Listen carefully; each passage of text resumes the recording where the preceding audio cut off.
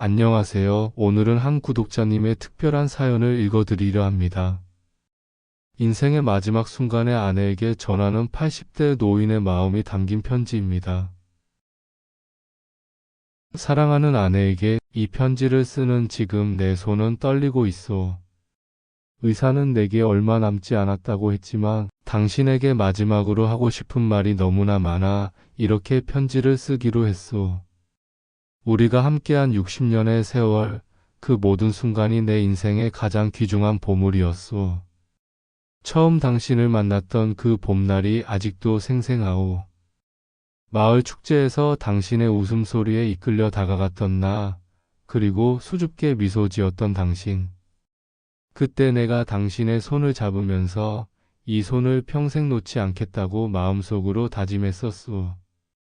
그리고 정말로 60년 동안 당신의 손을 놓지 않았소. 우리의 결혼식 날, 당신은 세상에서 가장 아름다운 신부였소. 고운 한복을 입은 당신의 모습은 천사 같았지. 그때 당신의 눈에서 흘러내린 눈물이 행복의 눈물이었다는 것을 알았소. 나도 행복했소. 세상에서 가장 아름다운 여인과 결혼한다는 사실이 믿기지 않았으니까. 우리가 처음 살았던 그 작은 단칸방을 기억하오? 월세도 겨우 내던 반지하 방이었지. 비가 오면 천장에서 물이 새고 겨울에는 너무 추워 둘이 꼭 붙어 자야 했어. 장마철이면 방 안까지 물이 차올라 밤새 양동이로 물을 퍼내던 날들도 있었지. 당신은 한 번도 불평하지 않았소. 오히려 젖은 이불을 말리면서도 웃음을 잃지 않았소. 내가 첫 직장에서 월급을 받아오면 당신은 그 적은 돈으로 일주일 치장을 보고 심지어 몇 푼 저축까지 했소. 지금도 생각나오. 당신이 동네 시장 구석구석을 다니며 조금이라도 싼 채소를 찾던 모습, 그리고 집에 와서는 마치 진수성찬인 것처럼 자랑스럽게 차려내던 검소한 식탁. 그 식탁 위에 올려진 음식은 비록 소박했지만 당신의 사랑으로 채워져 세상에서 가장 맛있었소. 우리 결혼 초 내가 야근할 때면 당신은 매번 회사 앞까지 도시락을 들고 오곤 했지. 비가 오나 눈이 오나 당신은 한 번도 거르지 않았소. 얼마나 먼 거리였는지. 버스를 2번 갈아타고 30분도 넘게 걸어야 했을 텐데. 그때 당신의 손은 얼마나 거칠었는지 모르오. 세숫빈으로 빨래하던 당신의 손, 남의 집 청소를 다녀와서는 부었지만 내 밥상을 차리기 위해 또다시 분주히 움직이던 그 손을 잊을 수 없소. 우리 첫 아이를 가졌을 때 당신은 입덧이 심했지만 여전히 새벽에 일어나 내 아침을 챙겨주었소. 당신이 얼마나 힘들었을지 지금 생각하면 마음이 아프오. 먹을 것도 제대로 없던 시절 당신은 자신의 양분을 모두 뱃속 아이에게 주는 것 같았소. 얼마나 야위었는지. 그러면서도 항상 우리 아이는 튼튼할 거예요 라며 웃던 당신의 모습이 아직도 눈앞에 서나오. 출산 때는 제대로 된 병원에도 못 가고 동네 조산원에서 하루 종일 진통을 겪었지. 내가 초조해하며 방 밖에서 서성일 때 오히려 당신이 나를 걱정했다니. 그렇게 고통 속에서도 당신은 강인했소. 아이가 태어났을 때 당신은 얼마나 강한 여인이었는지. 고통 속에서도 미소를 잃지 않았지.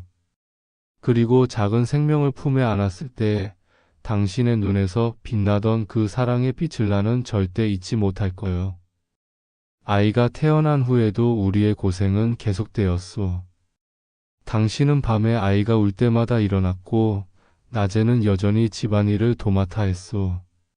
내가 실직했을 때도 당신은 한마디 원망 없이 부업으로 봉제 일을 시작했소. 좁은 방 한구석에서 재봉틀을 돌리던 당신의 모습, 손가락이 바늘에 찔려 피가 나도 아랑곳하지 않고 밤늦게까지 일하던 모습이 눈에 서나오. 당신은 세상에서 가장 훌륭한 어머니였소.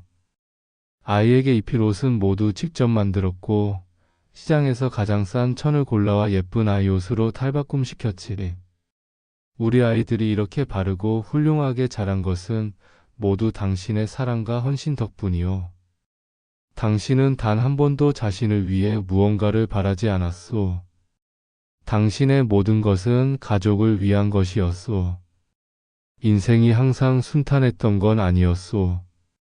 우리도 많은 폭풍우를 견뎌냈지.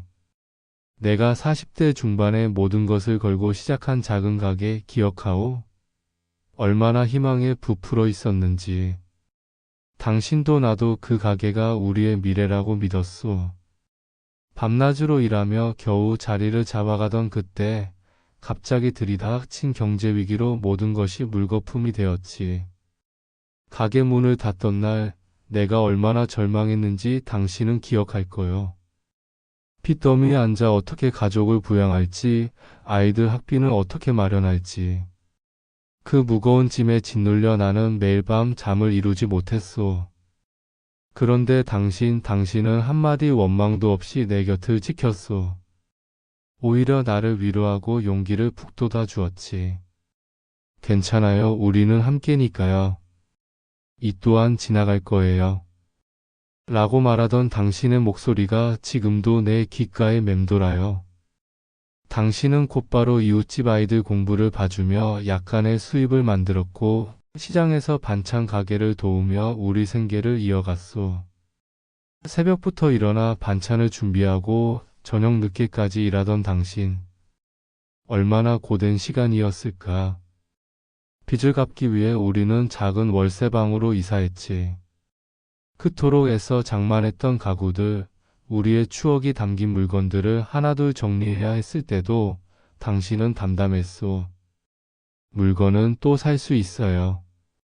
우리가 함께 있는 게 중요하죠. 라고 말하던 당신. 그 말이 내게 얼마나 큰 힘이 되었는지 모르오. 아이들 학비를 벌기 위해 당신은 새벽 시장에서 채소를 팔기도 했소. 손이 트고 얼어붙어도 당신은 웃으며 돌아왔지. 오늘은 특별히 장사가 잘 됐어요. 라며 기뻐하던 당신의 모습이 눈에 선하오. 당신의 그 희생 덕분에 우리 아이들은 학업을 포기하지 않을 수 있었소. 우리가 빚을 모두 갚는데 거의 30년이 걸렸소. 그 긴 시간 동안 당신은 한 번도 불평하지 않았소. 나중에 알게 되었지만 당신은 그 기간 내내 본인의 옷은 단 한 벌도 사지 않았다지. 당신이 입던 그 낡은 옷들. 내가 얼마나 미안했는지 모르오. 하지만 당신은 항상 난 지금 이대로 충분히 행복해요 라고 웃으며 말했소. 둘째 아이를 병으로 잃었을 때 우리는 함께 울었소. 그 슬픔은 말로 표현할 수 없었지만 당신과 나는 서로를 의지하며 견뎌냈소. 당신의 강인함이 나를 일으켜 세워주었소. 당신이 없었다면 나는 그 슬픔에서 헤어나오지 못했을 거요. 우리가 함께 여행했던 그 많은 추억들도 생각나오. 아이들이 다 자란 후 우리는 늦게나마 세상을 조금씩 보기 시작했지. 제주도에서 함께 본 바다의 푸르름, 설악산의 가을 단풍, 그리고 늦은 나이에 겨우 가본 파리의 에펠탑. 당신과 함께 했기에 그 모든 순간이 특별했소. 당신이 암 진단을 받았을 때 내 세상이 무너지는 줄 알았소. 하지만 당신은 얼마나 용감했소. 고통 속에서도 미소를 잃지 않고 치료의 모든 과정을 이겨냈지. 당신의 투병 생활 동안 내가 더 많이 울었던 것 같소. 당신을 잃을까봐 두려웠으니까. 하지만 당신은 결국 그 병마와의 싸움에서 이겼소. 그때 나는 당신이 얼마나 강한 사람인지 다시 한번 깨달았소. 우리가 함께한 60년의 세월 동안 당신은 나의 가장 큰 힘이었소. 때로는 친구로, 때로는 연인으로, 때로는 스승으로 내 곁에 있어 주었소. 당신은 내가 더 나은 사람이 되게 해주었소. 당신이 없었다면 나는 지금의 내가 되지 못했을 거요. 이제 나는 떠나야 할 시간이 가까워오고 있소. 두렵지 않다면 거짓말이겠지만 당신과 함께한 삶이 있었기에 감사함으로 이 마지막 여정을 맞이하려 하오. 다만 한 가지 미안한 것은 당신을 먼저 두고 간다는 것이요. 약속했잖소. 당신을 평생 행복하게 해주겠다고. 하지만 이제 내가 먼저 떠나게 되었소. 걱정하지 마시오. 당신은 혼자가 아니오. 우리의 자녀들과 손주들이 당신 곁에 있을 거요. 그들은 당신을 사랑하고 당신이 필요할 때 언제든 곁에 있을 거요. 그리고 나도 어딘가에서 항상 당신을 지켜볼 거요. 당신에게 마지막으로 부탁이 있소. 나 없이도 행복하게 살아가시오. 슬퍼하지 말고 웃음을 잃지 마시오. 우리가 함께했던 아름다운 추억들을 기억하며 남은 날들을 기쁘게 보내시오. 매일 아침 일어나면 창문을 열고 깊게 숨을 들이마시오. 그때 부는 바람이 당신을 향한 내 사랑의 인사일 테니 가끔은 우리가 좋아하던 그 공원 벤치에 앉아 있으시오. 그러면 내가 당신 옆에 앉아 있을 테니 밤하늘의 가장 밝은 별을 보면 그것이 나라고 생각하시오. 항상 당신을 지켜볼 테니 사랑하는 당신, 내 인생에서 당신을 만난 것은 가장 큰 축복이었소. 당신은 내 인생의 빛이었고 나의 전부였소. 함께한 모든 순간, 그 행복과 슬픔, 웃음과 눈물 모든 것이 소중했소. 마지막으로 당신에게 말하고 싶소. 사랑합니다. 처음 만났을 때부터 지금까지, 그리고 앞으로도 영원히 당신을 사랑할 것이요. 우리의 사랑은 죽음으로도 끝나지 않을 거요. 그동안 감사했소, 내 사랑. 이 생에서 당신의 남편이었던 것이 내 인생 최고의 영광이었소. 영원히 당신을 사랑하는 남편 올림. 그의 아내는 이 편지를 받고 몇 날 며칠을 울었다고 합니다.